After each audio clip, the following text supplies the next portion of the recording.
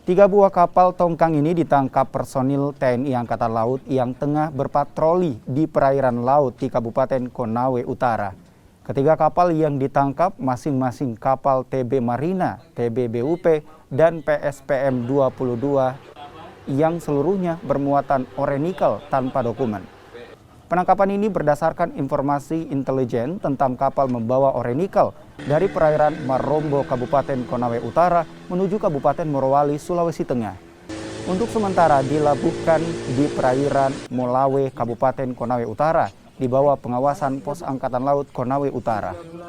Memang betul, ini berdasarkan data intelijen yang kita peroleh di lapangan dan diteruskan ke unsur TNI Angkatan Laut, Laut Kendari, dalam hal ini adalah Kalabengki, yang pada saat itu sedang melaksanakan operasi patroli di perairan Marombo, Konawe Utara, Sulawesi Tenggara.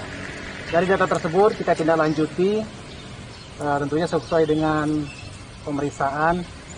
Kita melaksanakan prosedur peran pemeriksaan.